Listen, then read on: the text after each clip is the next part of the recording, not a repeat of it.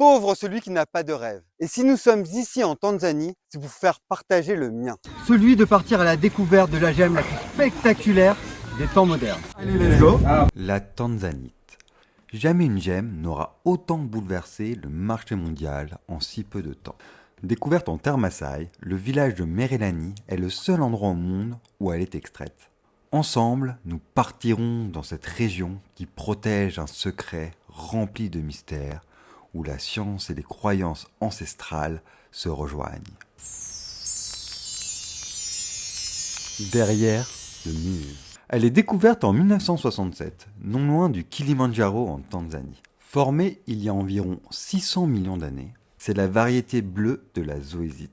La maison Tiffany la renomme tanzanite, une contraction entre Tanzanie et zoésite. Le peuple Maasai l'utilisait souvent quand il jouait au mancala.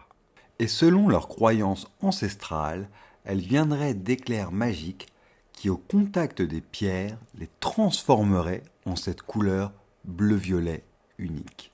Toute la production mondiale de tanzanite est extraite dans la région de Merelani. Elle est protégée par un mur de plus de 22 km de long, que l'on aperçoit depuis le ciel en avion. Et c'est à la découverte de cette contrée lointaine que notre aventure commence. Mon équipe est composée de Lorenz, notre guide, ancien superviseur d'une mine de tanzanite pendant plus de 20 ans. Et c'est grâce à lui que nous réussirons à traverser le mur. Sylvain, caméraman et directeur de James Comes True. Une fois passé le mur, nous sommes en permanence accompagnés de Michael, un garde de sécurité, ainsi qu'un militaire. Plus de 10 000 personnes vivent derrière ce mur. Fini en 2018, il fait de la région un des endroits les mieux gardés du pays. La zone est divisée en 4 blocs. Nous traversons le bloc D et nous arrivons sur site. Only Tanzania. Only in this place. Il y a là une véritable usine qui sert à créer et réparer tout le nécessaire pour le fonctionnement de la mine. Et oui, c'est moi, toujours Ken, au cœur du rendez-vous. Donc là, en fait, c'est une usine qui est à quelques pas des mines. C'est la personne qui gère la remontée, qui contrôle les arrivées et les sorties des mineurs. Ce téléphone communique avec la profondeur de la mine.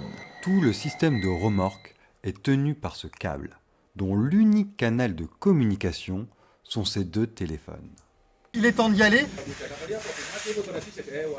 Nous rentrons dans ce chariot qui va nous tracter dans un trou long de plus de 1000 mètres avec un angle de 45 degrés. L'aventure ne fait que commencer. J'aime, et j'aime, et j'aime que j'aime.